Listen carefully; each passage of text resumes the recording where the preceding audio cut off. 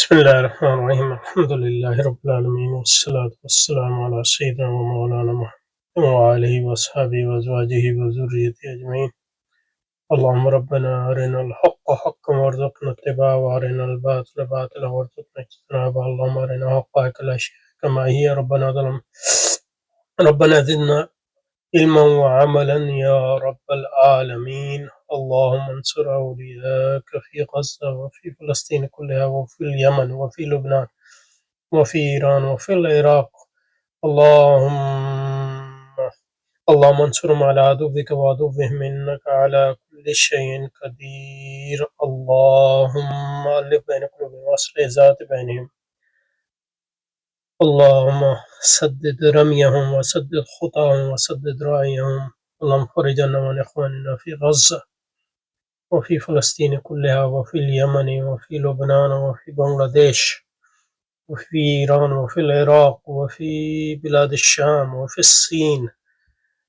وفي مشارق الأرض ومغاربها يا رب العالمين. اللهم نفس كربنا وكربهم وثبت أقدامنا وأقدامهم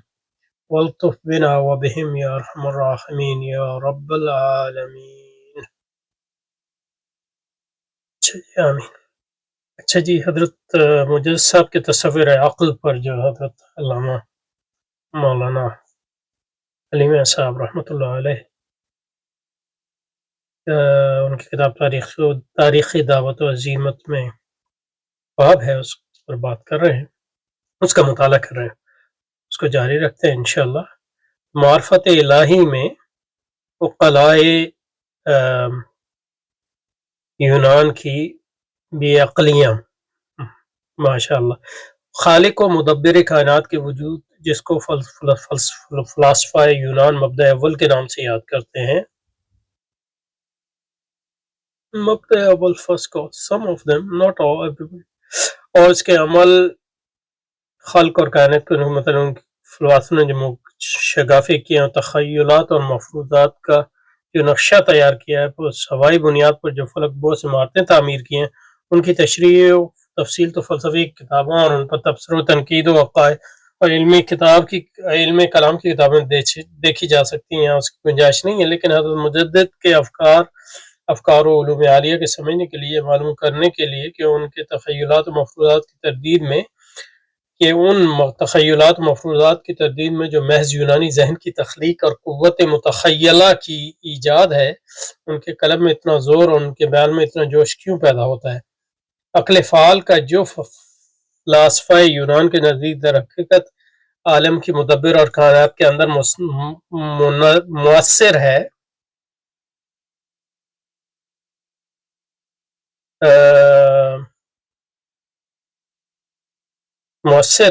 نسب نامہ پیش کر دیا جاتا ہے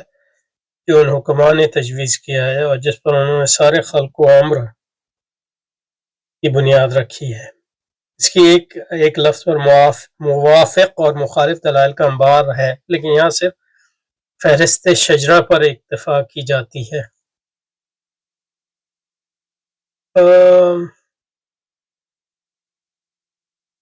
یہ حضرت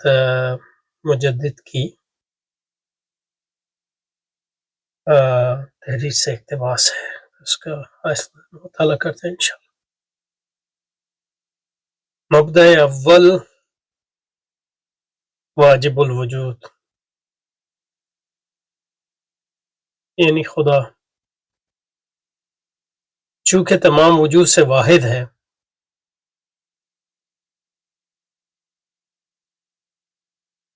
اور یہ مسلم ہے کہ واحد سے صرف واحد کا صدور ہو سکتا ہے.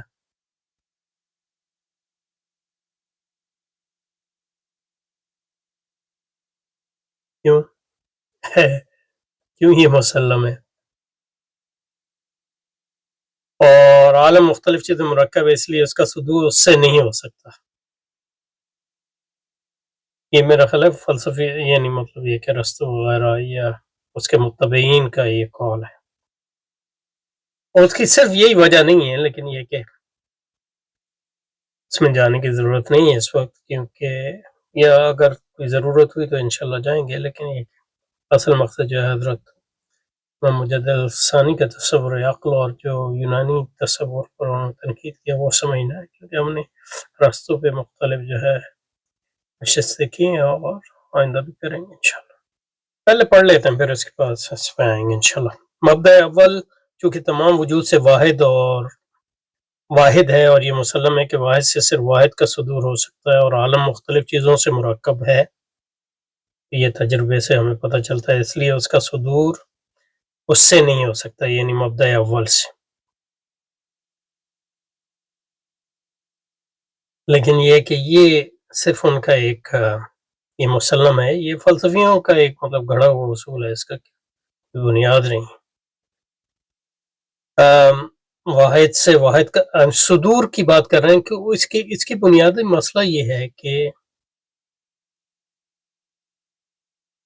اب یہ پتہ نہیں حضرت مجاہد صاحب اس کو ذکر کرتے ہیں یا نہیں، لیکن ہم یہاں کر لیتے ہیں، دیکھیں گے اگر انہوں نے بھی کیا تو اس پر دوبارہ بات کر لیں گے۔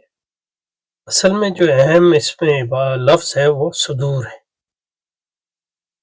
انگریزی میں اس کو جنریشن کہتے ہیں۔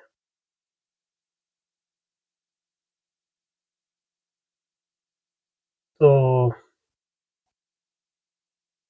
اس کی وجہ یہ ہے کہ یونانیوں کے تخلیق کا کوئی تصور نہیں،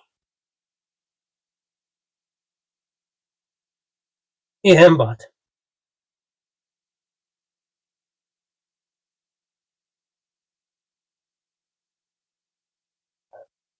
تو چیزیں جو ہیں واجب الوجود سے صادر ہوتی ہیں۔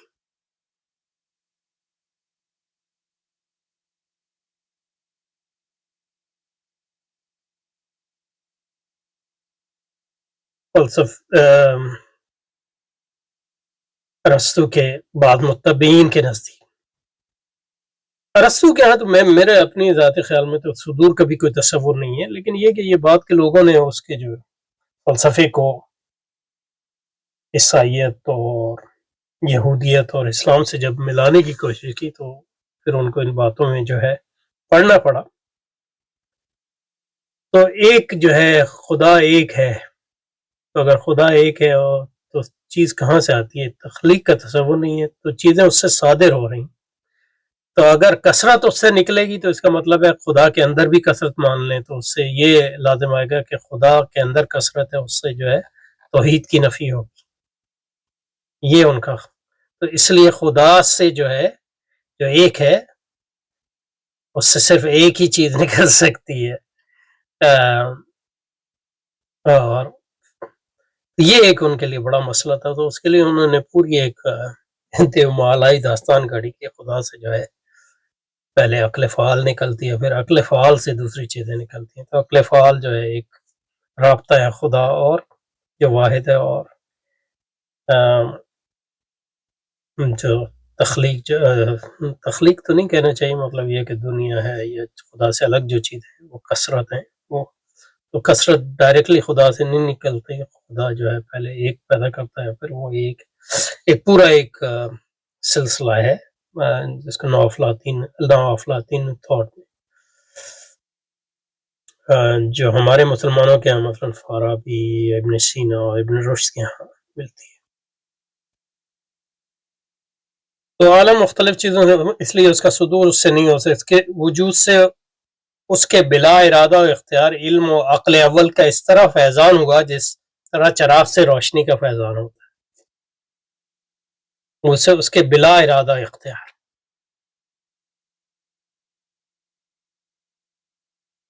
کیونکہ اگر ارسطو کو آپ دیکھیں تو ارسطو کا خدا جو ہے وہ اس کا جو تصور ہے خدا کا، اس میں خدا جو ہے اپنے آپ میں محو ہے۔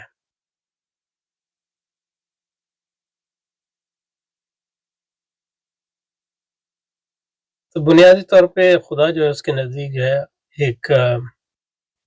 عقل محض ہے بنیادی طور پہ، آپ اس کو عقل کہیں یا نہ کہیں، اور وہ اپنے آپ میں ہی گم ہے، کیونکہ وہ مکمل ہے تو ارسط اور وہ کامل ہے۔ ارسطو کے ہاں اس کے کمال میں اس سے زیادہ آتا ہے کہ وہ کسی دوسری چیز کو اپنا کسی دوسری چیز کو اپنا کیا لفظ ڈھونڈ رہا ہوں میں، حرف اپنا یہ دوسری چیز کو کسی دوسری چیز پر اس کو درخور اتنا سمجھے جائے، اس کی نظر جائے، تو وہ اس کی جو ہے، کیونکہ اگر یہ خدا ہے اور یہ ایک دوسری چیز ہے تو خدا اس پہ نظر کر رہا ہے، تو یہ اس کے نزدیک جو ہے کمی کی علامت ہے، کیونکہ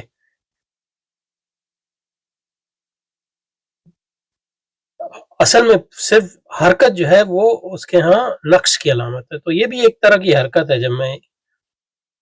دوسری چیز کو دیکھتا ہوں، یہ تفکر ہے، اور تفکر ایک لحاظ سے حرکت ہے۔ خدا جو ہے وہ اپنے آپ میں ہی محو ہے، وہ کسی اور چیز کی طرف دیکھتا نہیں ہے، اور جو دوسری چیزیں ہیں وہ اس سے نکلتی بھی خود جو ہیں، جو بھی اس سے نکلتا ہے، یہ بعد والوں نے کہا، اس کو فیضان کہہ رہا ہے، وہ اس کے بلا ارادہ نکلتا ہے، کیونکہ اگر بل ارادہ نکلتا تو وہ کا مطلب ہے کہ خدا نے کسی اپنے علاوہ جو ہے کسی چیز پر جو ہے نظر کی، یہ نقش کی علامت ہوگی، اس کی نظر صرف اپنے آپ پہ ہے، اور اس اپنے آپ پہ نظر کے نتیجے میں جو ہے اس کے فیضان کے نتیجے میں چیزیں عقل اول نکلتی ہیں، اور پھر اس سے جو ہے دوسری چیزیں نکلتی ہیں، تو ڈیپینڈنگ آن مطلب اس پہ منحصر ہے کہ آپ ارسطو کو خود لیتے ہیں یا اس کے بعد کے نوافلاطونی متبین کو لیتے ہیں، لیکن یہ کہ یہ ایک بنیادی، تو اس لیے جو ہے بلا ارادہ جو بھی تخلیق کا کوئی تصور نہیں ہے، اور صرف صدور کا تصور ہے، اور جو صادر بھی اس چیزیں ہوئی ہیں وہ بلا ارادہ ہوئی ہیں، کیونکہ وہ تو کسی اور کی طرف نظر ہی نہیں کرتا، وہ اپنے آپ میں ہی گم ہے، اسی کے نتیجے میں جو ہے somehow عقل اول نکلی جو خدا بدی ہے وغیرہ وغیرہ، لیکن وہ خدا کی تخلیق نہیں ہے، وہ خدا کے تفکر خود تفکر خود اپنے آپ میں اس خدا جو گم ہے اس کو خدا کہنا بھی نہیں چاہیے، کیونکہ یعنی یہ بھی محل نظر ہے کہ وہ کوئی شخص ہے بھی کہ نہیں، کیونکہ ایک قوت ہے، صرف وہ قوت جو ہے وہ مکمل ہے، اس کو وہ خدا کہتا ہے، اور وہ قوت جو ہے وہ اپنے آپ میں گم ہے، اس کے نتیجے میں جو ہے دوسری قوتوں کا اس سے صدور ہوتا ہے، اس کے بلا ارادہ اب علم کا تو نہیں پتا، لیکن یہ کہ علم اس لحاظ سے اس کو ہوگا کہ مطلب ہر جو کلی ہے وہ اسی سے نکلا ہے، تو اس لحاظ سے اس کو علم ہے، لیکن یہ کہ وہ علم جو ہے اس کے اپنے خود تفکریت ہی کے نتیجے میں، باہر جانے کے نتیجے میں نہیں، اس لیے خدا کو نعوذ باللہ جو ہے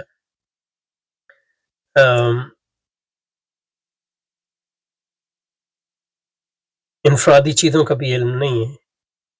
کیونکہ انفرادیت جو ہے ایک نقش ہے، اور دوسری بات یہ ہے کہ انفرادیت کو جاننے کے لیے آپ کو حواس چاہیے، ان کنکریٹ چیزوں کو جاننے کے لیے، اور خدا کے پاس تو کوئی حواس نہیں ہے، کیونکہ اس کا جسم نہیں ہے، تو وہ صرف مطلب یہ ہے کہ عقل مجسم ہے، عقل کل ہے، عقل کل ہے، تو یہ اس کے وجود سے اس کے بلا ارادہ و اختیار علم و عقل اول کا اس طرح فیضان ہوا جس طرح چراغ سے روشنی کا فیضان ہوتا ہے، انسان کے ساتھ سایہ ہوتا ہے، عقل اول ایک ایسا موجود ہے جو اپنی ذات سے قائم، یعنی خود بخود قائم، نہ تو وہ جسم ہے نہ کوئی جسم اس کا محل ہے، کیونکہ وہ عقل ہے، اور عقل جو ہے اصل میں ارسطو کے ہاں جو ہے وہ بات ہے، ارسطو کے ہاں ایک تو مطلب یہ مادہ ہے، مادہ محض جس کو کہتے ہیں، وہ بھی ایک مطلب یہ ہے کہ اس کا ایک تصور ہی ہے ہمارے پاس، کیونکہ جو مادی چیزیں بھی ہمارے پاس موجود ہیں وہ مادہ محض نہیں ہے، بلکہ مادہ اور صورت کا مجموعہ ہے،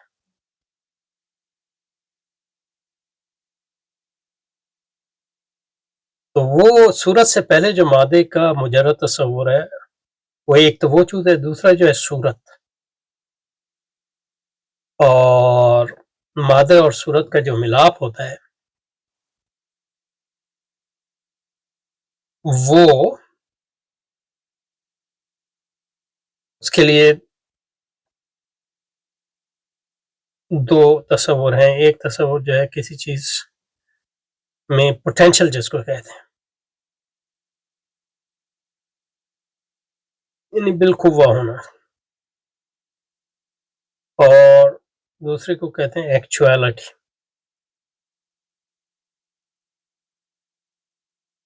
ایکچوالٹی جو ہے کسی چیز کا مطلب یہ ہے کہ جو چیز بالقوہ ہو اس کا حقیقی عملی اظہار جو ہے اس کو ایکچوالٹی کہتے ہیں. تو مطلب یہ ہے کہ بیج جو ہے وہ بالقوہ ایک درخت ہے لیکن درخت نہیں، لیکن یہ کہ درخت اس کے اندر موجود ہے بالقوہ. اور وہ جو درخت جب جو ہے ڈیولپمنٹ کے ذریعے اپنی ایکچولائز کرتا ہے اپنے آپ کو، تو وہ درخت بنتا ہے. لیکن یہ کہ درخت کا پوٹینشیل بیج کے اندر موجود ہے. ایک لحاظ سے درخت پورا کا پورا بیج کے اندر موجود ہے. اب یہ حرکت جو ہے یہ بیج کے اندر یہ کہاں سے آتی ہے؟ یہ حرکت جو ہے یہ آئی ہے بنیادی طور پہ، اسی کے لیے وہ اس نے خدا کا تصور دیا. خدا جو ہے بنیادی طور پہ وہ چیز ہے جو کائنات میں حرکت کا سبب ہے، یعنی حتمی حرکت کا سبب ہے. کیونکہ آپ کے پاس مادہ ہے، جو مادہ جو ہے وہ ہے پیور پوٹینشیلٹی، یعنی قوت محض. لیکن اس مادے کے اندر حرکت نہیں ہے، نہ حرکت کی قوت ہے اور طاقت. یہ خابیدہ چیز ہے جو خود حرکت نہیں کر سکتی. تو جس چیز نے اس کو حرکت دی وہ الٹیمیٹلی بالآخر خدا ہے. لیکن خدا نے اس کو حرکت اس طرح نہیں دی کہ مادہ یا موجود تھا اور خدا نے اس کو، بلکہ خدا ایک جو ہے قوت ہے اور مادہ جو ہے اس قوت کے ایک لحاظ سے کی طرف جو ہے مقناطیسیت کے ذریعے جو ہے متوجہ ہوتا ہے. ایک مقناطیسیت اس قوت کی طرف جو ہے، اور اس کے نتیجے میں جو ہے مادے اور قوت کا ملاپ ہوتا ہے، اور اس ملاپ کے نتیجے میں حرکت آتی ہے، اور اس حرکت کے نتیجے میں ڈیولپمنٹ ہوتی ہے. یہ اسی طرح ہے جو مطلب یہ کہ اگر مطلب یہ حرکت نہ ہوتی تو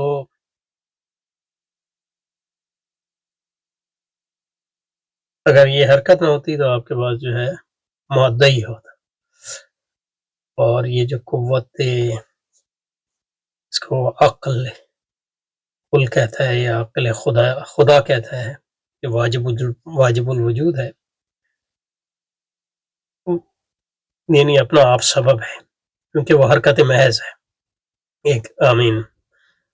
حرکت محض ان معنوں میں کہ وہ خود تو حرکت نہیں کرتا لیکن ہر چیز کو حرکت دیتا ہے اپنے ارادے سے نہیں، کیونکہ ارادہ ہوتا تو وہ خود بھی ارادہ جب آپ چیز کو کرتے ہیں تو آپ کو حرکت آتی. تو اس لیے جو چیز خدا کے یہاں اس نے دیکھی وہ علت غائی ہے، یعنی خدا حرکت نہیں کرتا لیکن ہر چیز جو ہے یہ اس طرح ہے جیسے مطلب یہ کہ آپ کا مقصد ہے، کوئی آپ کا مقصد ہے ڈاکٹر بننا، تو یہ مقصد جو ہے ایک علت غائی، اور یہ مقصد جو ہے خود تو حرکت نہیں کر رہا لیکن آپ کو حرکت دے رہا ہے کیونکہ آپ اس کے نتیجے میں جو ہے محنت کر رہے ہیں ڈاکٹر میں. کچھ اسی طرح جو ہے مطلب یہ کہ خدا ہے، خدا ایک لحاظ سے مقصد ہے کائنات، جو بھی اس کا خدا کا تصور ہے، اس کے نتیجے میں کائنات جو ہے اس مقصد کی طرف موٹیویٹ ہوتی ہے، یعنی اس مقصد کی طرف جو ہے اس مقصد کی طرف مائل ہوتی ہے،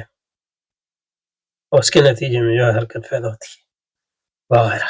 تو یہ ایک میں تصور دینے کی کوشش کر رہا تھا، لیکن یہ کافی لمبا ہو گیا تو اس کو انشاءاللہ اگلی بار دوبارہ شروع کریں گے. اور اس کا جو اس میں تصورات ہیں ان کو پہلے سے جو ہے زیادہ